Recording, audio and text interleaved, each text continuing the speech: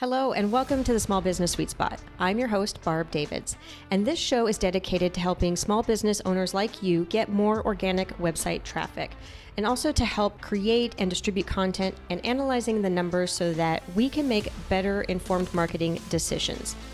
It is action-oriented, direct, and conversational. And if you've been looking for SEO or content marketing help, please stick around to the very end where I share about the group coaching program, Small Business Sweet Spot. I'm so glad you're here. Let's go. This special episode features Doug Cunnington. Doug is a YouTuber and a podcaster that I have been following for a while, and he has a new podcast coming out that I had guested on, and I thought what a great opportunity to also have him here in the sweet spot to share with my audience.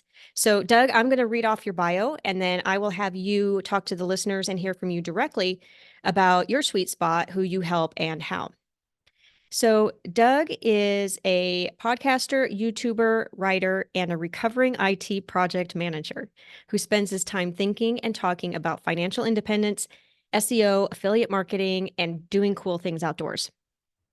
After 10 years in a corporate gig that ended in a layoff, he went out on his own to learn affiliate marketing and SEO. He's been self-employed since 2015 and is completely unemployable. Doug has been featured all over the web, including CNBC, NASDAQ.com, Ahrefs, SEMrush, Empire Flippers, HubSpot, Bigger Pockets Money Podcast, and much more. He's been a speaker at FinCon and Camp-Fi. So thanks for coming on the Sweet Spot, Doug. How are you doing? Doing awesome. Thanks for inviting me, and I'm pumped to get into it. Good. Okay, and just for the listeners to hear from you directly, maybe share a little bit about your sweet spot, what you like to do, who you help, and how. It's kind of shifting these days. So in the beginning, I was really teaching people how to make money online or start side hustles. And that's been great over the years, but I have been doing it since around 2013, 2015 or so. And over time, you just kind of get bored doing the same sort of thing, and your interests, they shift. Additionally, the industry is shifting a little bit too. So, my natural interests have moved along. So in the beginning, it was like teaching people how to get out of a corporate job or get started with their first side hustle, usually using SEO or affiliate marketing or something related to working online. And as time has gone on, my focus has shifted more to producing content and being more of a content creator versus like starting new websites and working in the SEO industry. So at this point, I'm kind of at a crossroads, and I'm sort of shifting into teaching people how to podcast and share their message in various ways. The other interest, which is kind of baked into the bio there, is financial independence. So I got interested in how to invest, and my wife and I sort of investigated how we could invest. Our advisors were doing a bad job, and we ran across the financial independence retire early FIRE movement. And I happened to move to a town where there's a lot of people that are like early retired in their 30s, 40s. So I got mixed up in that crowd. It's a whole other set of creators as well, and a whole other counterculture, really. So that is the other interest. And there's a lot of people in that situation where maybe they've saved up, they've worked towards retirement and retiring early, and they're looking for something to do creatively and to collaborate with people. And they don't necessarily need to earn money, but it's kind of a good match where I could teach people how to work on a YouTube channel or start a podcast or even blog and get them started, where it's a little bit different than some of the stuff I was doing before. Very fun. And that's what we're going to be talking about today, specifically is content marketing with podcasting. And I started this podcast at the end of January, and it just I had thought about it for quite some time. And then all of a sudden, bam, I just did it. And I know that there's one person that I had worked with in the past, and she's in the basically the small business owner health improvement industry. And that is her main marketing, is actually doing the podcast and then guesting on podcasts. So I'm excited that you wanted to talk about it, because I want to know anything and everything that I can about it in terms of how, and share with the audience too, like how can they start a podcast? Like what's the real answers? Because you always hear from people out there that you need this, you need that. And even when I started, I was trying to just do with what I had because I work from anywhere at any time. But then I kept getting told this, this, and this is so important. This, that, and that is so important. I'm like, ugh, I just want to do like, just let me do this. And the one thing that I did end up doing is buying the microphone, but there was so much coming at me from all the places. I think it'll be fun to hear from someone who's done it and done it successfully to be like, this is really what it's about. So I will, is there anywhere in particular that you'd like to start? No, but be sure Okay. to wrangle me back into the right place if I go on a Okay. tangent. Okay. As a reference point, I have 3 podcasts. One of them's brand new. That's the one that you were on, Barb. And I'll be launching it. I haven't even shared the name of it yet. Okay. But before that, I started a podcast in 2019. And like you, I thought I want to start a podcast for a few years. So it was probably 2014, 2015 when I first thought, hey, I want to start a podcast. But it took me a few years to do it. I have over 500 episodes on that show. It's called The Doug Show. And then a couple years later, I started a podcast called Mile High Fi, and it was with someone that I interviewed on my original show. And we had a nice conversation. He lives locally, and I was like, hey, do you want to start a show together? And we have about 200 episodes there. The point being, I've recorded a lot of episodes, I've made a lot of mistakes, and have figured out what can work. Two main things I want to cover up front before we dig into more of the details where you could wrangle me to the right topic area. One is sustainability. So you described it really well, Barb, where there's a lot of people creating content about how to podcast, or you could fill in the blank if you're doing something else. So it could be YouTube, it could be TikTok, other social media, Reels, whatever, fill in the blank, right? And the thing is, as content creators, we're always looking for something else to talk about. So what happens is we're just filling the content airwaves out there with all sorts of stuff, new tools, new techniques, different strategies, mindset stuff. And as a content creator, part of our job is to make it interesting. And the issue is that with that is we try to make everything sound like it's the number one highest priority. And obviously, you cannot have everything be the number one highest priority. You can really only have one of those. So you really run into an issue. And the secondary impact from that is it's not sustainable. Like if you think everything is super important, then you're going to be bogged down with all the details, and all of a sudden recording, one 15-minute podcast episode is going to take you like 8 hours to do. And you're thinking, hey, I want to release 2 15-minute episodes every week. That's a lot of time. And we're all doing other stuff. We have other obligations, and it makes it pretty much impossible, and it's not sustainable. And even if you can do it for a little while, like you will figure out how to procrastinate and you will just stop producing it. And there's so many examples of this, but I literally met someone who works at Google, actually. So he's a Googler, and he produced whatever 100 some odd shows, and he stopped. He's like, it's too much. And I was asking him about his workflow and his process, and he spends a huge amount of time. It probably takes him 10 hours to produce one episode. Wow. And for me, typically it takes me like 10 minutes longer than however long the episode is. Mm. So I decided at the very beginning that I didn't want to spend a lot of time on editing. I didn't want to spend a lot of time on really anything else. And it removed almost all of the barriers. Now, I did get some equipment, which we'll talk about in a second, but I started with like minimal equipment and no editing except for putting an intro and an outro. And by the way, the other show that I started with my friend, we didn't even have an intro and outro until we had like 100 episodes. So like Wow. even things that are, people are like, you have to do this or you have to do that. You don't have to do anything. It's one of the most open platforms as far as creating some sort of media.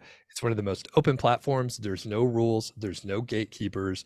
If you can get on Apple Podcasts, Spotify, and a couple of the other directories, you basically can do whatever you want. So I'm going to pause for a second and see if you have any follow-up questions. I don't think I have any follow-up questions per se, but I do like the idea of hearing that there's somebody else that didn't follow everything that was told to them. Like just the part about not having the intro and the outro. I My heart was like, "What? You didn't?" Like I feel yeah, because you're right. It sounds like you have to have those, but if you didn't for like 100 episodes and it's still going, obviously it didn't alienate any of the listeners because it's still going. Yep. And yeah, fill in the blank for any of the other stuff. Other folks will say, oh, you have to do transcripts and you need to publish those because it's good for SEO. Guess what? You know who doesn't listen to podcasts? People that read transcripts. So if your goal is to Good point. actually have people listen to your podcast, then you don't need to do transcripts. Eventually, after a couple of years, I did start publishing transcripts like 3 weeks ago because now there's tools that make it basically free to create a transcript. Before, it would cost like $1 a minute. So when people were like, hey, can you just go ahead and do a transcript? I'd ask a couple follow-up questions. And sure enough, they're like, I don't want to listen to your show. I just want to skim through it. So I was like, F that. I don't want people that don't want to listen to the show to be part of the audience. Like it's not for you. So that's Yep. fine. Yep.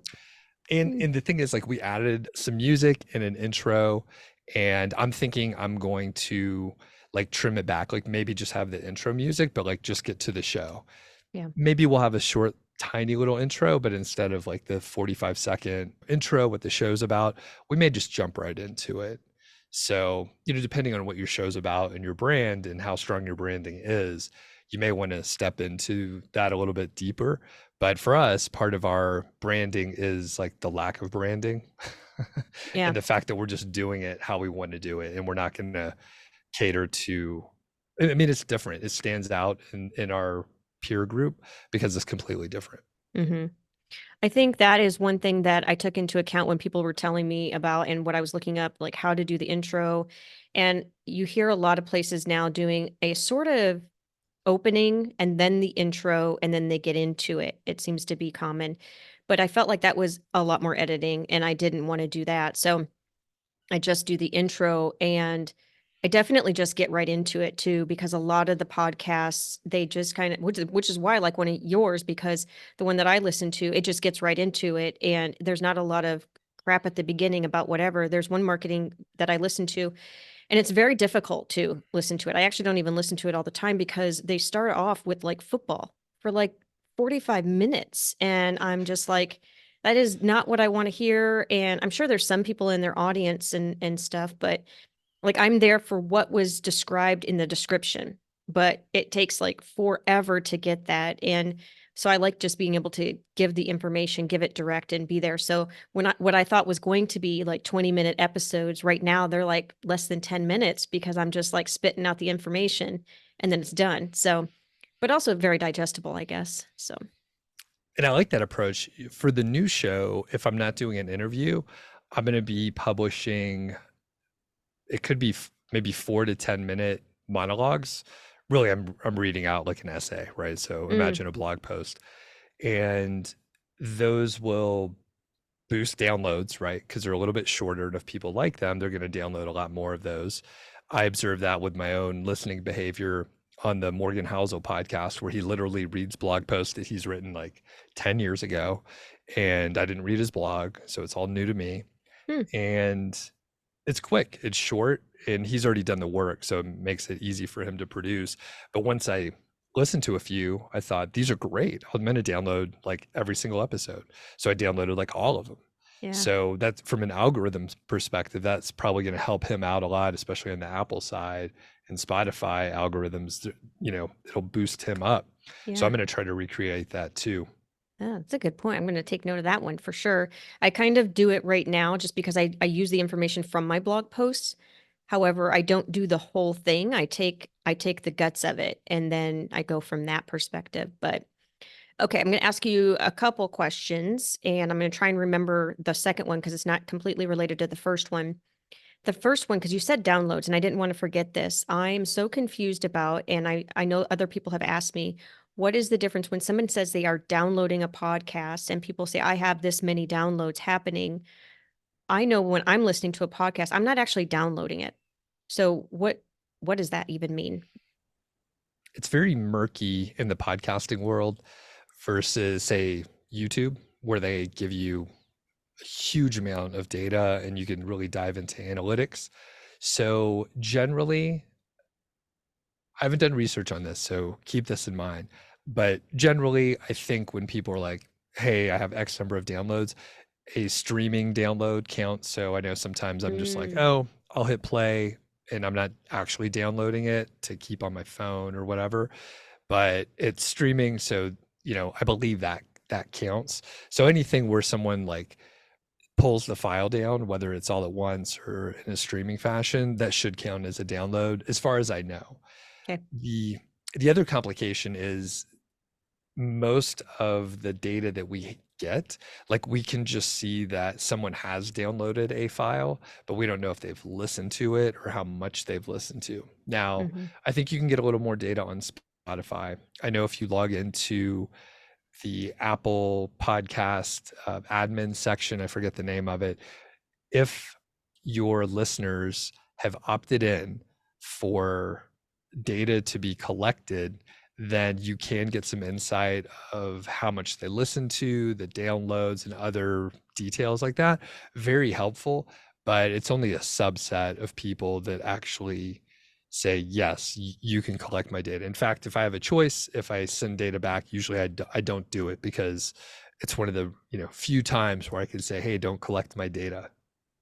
So Okay. at best, we have the number of downloads. Yeah, that makes sense. And then in terms of what you track, what is something, because I think we both agree there's certain numbers you can track and certain numbers you don't need to. It's another one where people are telling you need to do this, you need to do that. Which ones do you look at specifically? In the last couple years, I've become a lot lazier. So I don't look too often these days and I don't care too much. I'm in a pretty unique position to have that, really a luxury. So I understand that. And a lot of people need to look closer. When I was deeper in the weeds, I would probably look at my download analytics in my podcast hosting company dashboard, and I would check out just number of downloads, and I would just kind of look to see if it was an upward trend, if it was a downward trend. I would maybe try to identify specific topic areas that seem to do really well, look at the title of the episode to see if, well, these kind of titles seem to work really well. So maybe I should do more shows like that. So that's pretty helpful.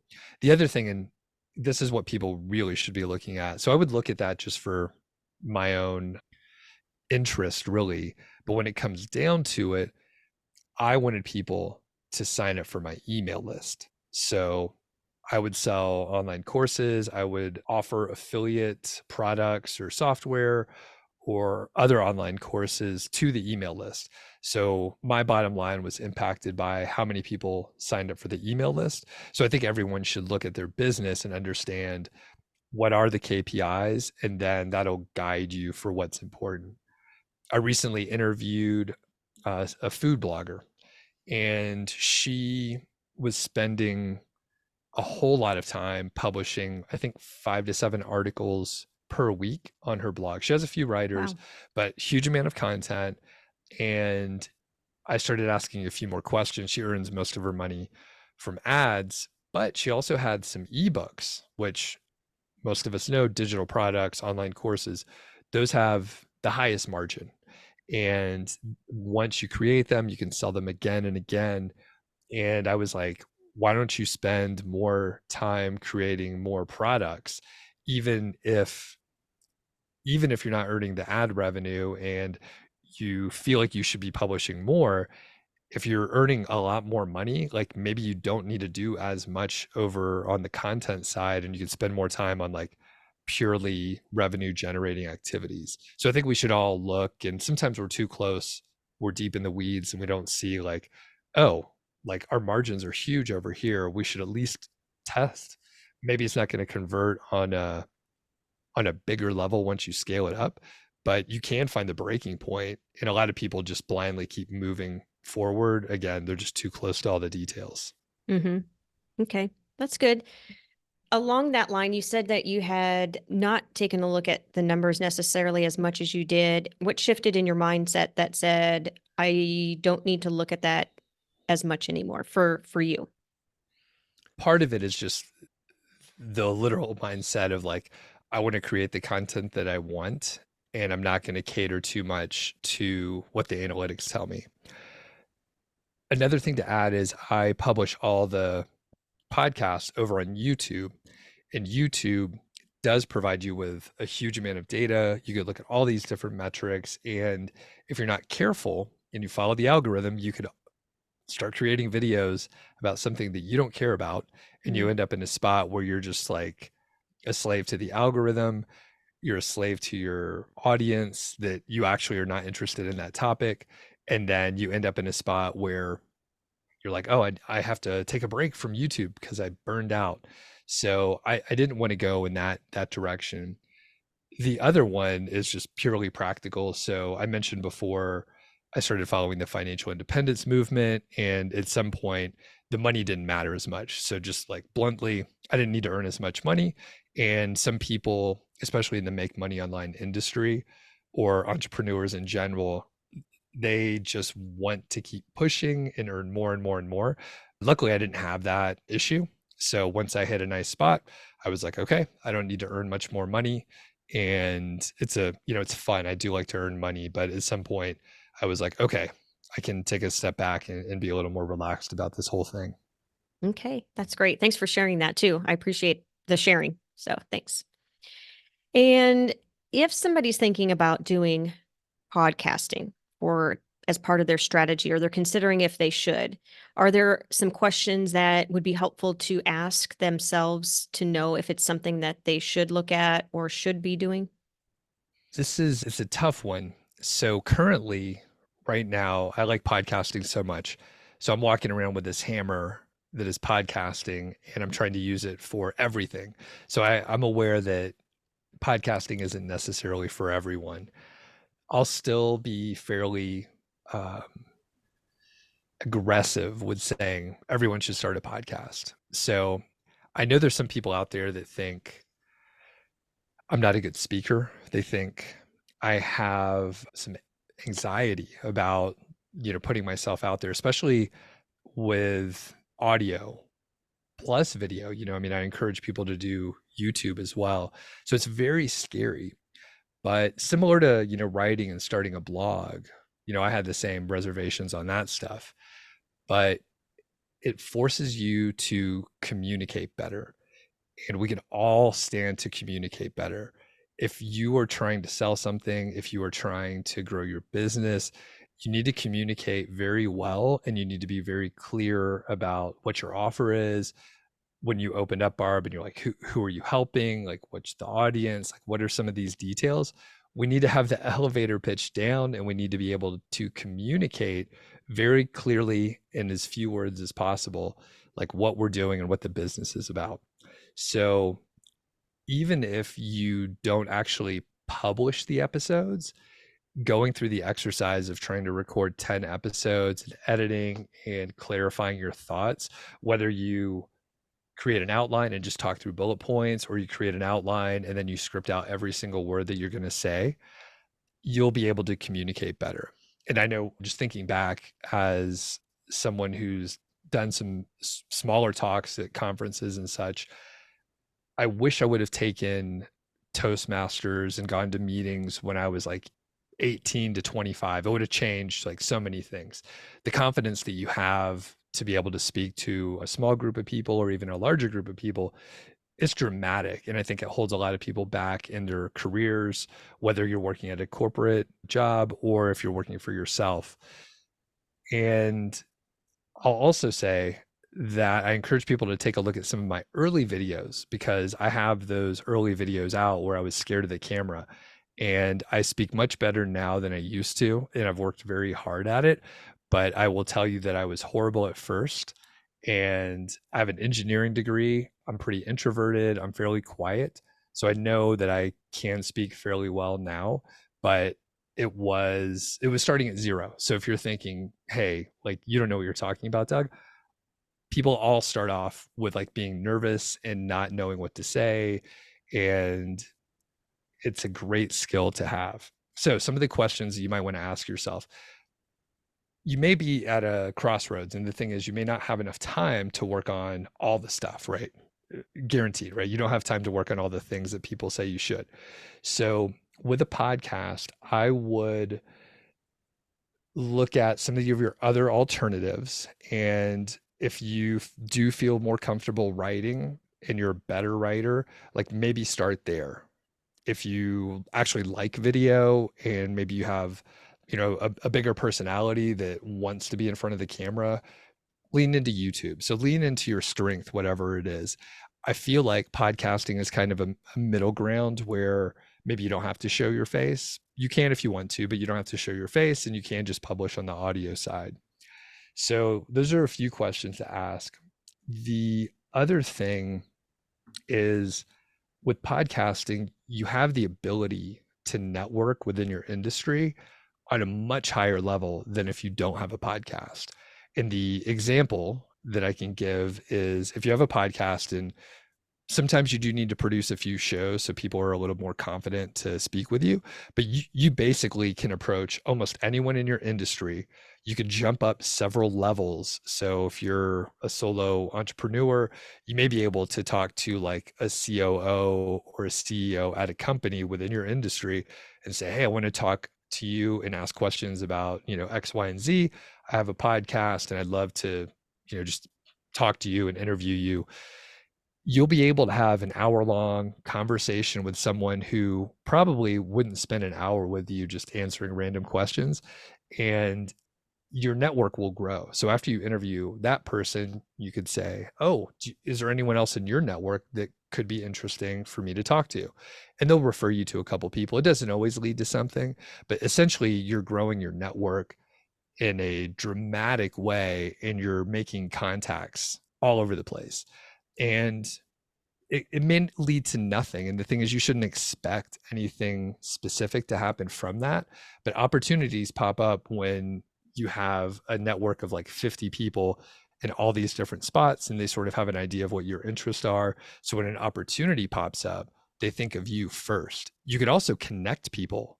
So if you know a couple people are interested in something, or maybe a couple companies are looking for a solution and they're like non-competitors, but they could work together and collaborate, you can connect them. Again, you're just placing yourself where people think about you more often. Opportunities pop up all the time for that. I love that. Actually, that is a really good point that I think a lot of people forget about when you're thinking about podcasting. So thanks for sharing that piece of information. I don't have any follow-up questions on that part. I think my next question is, if somebody is like, okay, this all sounds great and I want to consider it. Now I've asked myself the questions. I think I want to try it, see what happens. What is your best recommendation, your best advice to getting started? So I'll go in a couple directions on this one. First, all the podcast hosting companies want you to sign up for them. So that's great because that means they offer free training. So if you go to any of the podcast hosting companies, then you could find their guide on how to start a podcast. They really hold your hand. They keep it kind of high level so that you're not overwhelmed with all the details.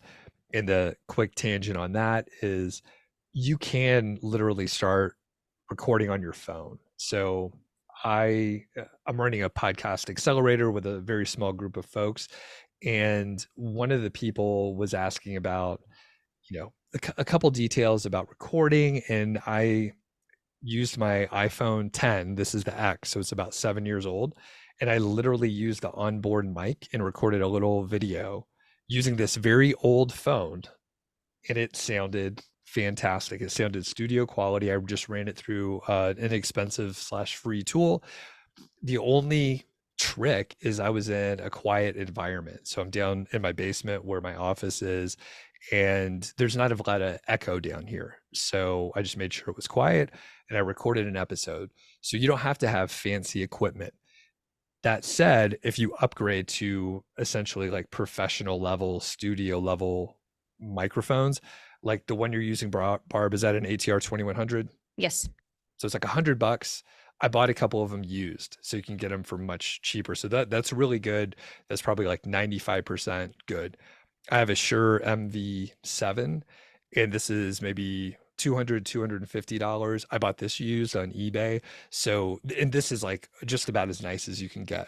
So even if you get the very best stuff, it's still fairly small in the grand scheme of like running a business. So the other part, so you can go learn more from the podcast hosting companies. They want you to sign up, so they all have very good training. You can use simple equipment. You could use a little bit more complicated. Start simple. It's always better to start simple and you can make it complicated later. And then the other thing is accountability. So you can form your own mastermind group where maybe you and two or three other people are thinking, hey, I want to start a podcast. So you meet each week, you meet for an hour, you talk about the challenges, and you have accountability for telling them your goals. And then they will meet with you each week.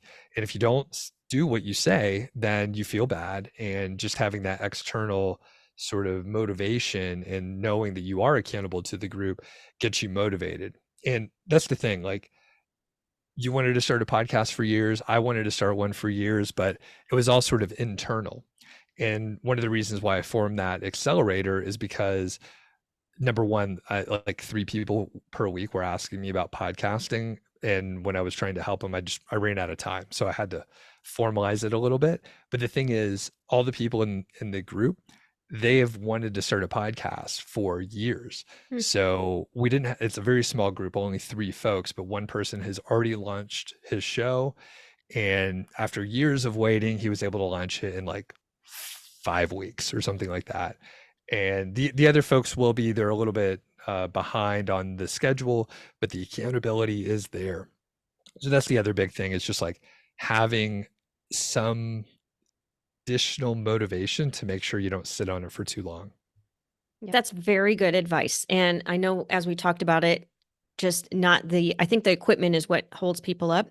And I think a lot of the time it's also blamed for the procrastination of starting. Cause I think I know for me, it was sort of the mindset. I didn't want to get out there for whatever reason. And so I kept saying, oh, I needed to do this. I needed to get that. It needs to be this setup. It needs to be that setup. And then I started digital nomading. And so I was everywhere. And I'm like, okay, well, now I can't use that as an excuse. I have to be able to do it no matter where I'm at. So I can't be relying on, the desk or the lighting. I have to make do with what I have at the time. So I think that's an interesting piece that you can just do it with whatever you have. So that's good. All right. There anything that we didn't touch on that maybe you would like to share about content marketing, podcasting, anything in that area? I thought of a secondary impact of having a podcast. So, as I mentioned, you improve your communications, your network can grow. You obviously, hopefully, will build a deeper connection with your audience. And that's, I don't know, it's kind of interesting. And if you're listening to this, you listen to podcasts, the connection that you have with the host or other folks that are on the show, it's very interesting. And I'm a avid listener of podcasts, and I've been able to go to some conferences and meet the people that I listen to. And occasionally, this is a rare thing, but one of the hosts also listens to my show. So we sort of knew each other before meeting, and it's super interesting because we both got it right. He's an avid listener as well. So you do have this deeper connection with someone that you listen to for maybe 45 minutes or an hour per week over week, maybe for years, and people trust you. So if you are doing this to, grow your business or sell something, you're going to sell more stuff, right?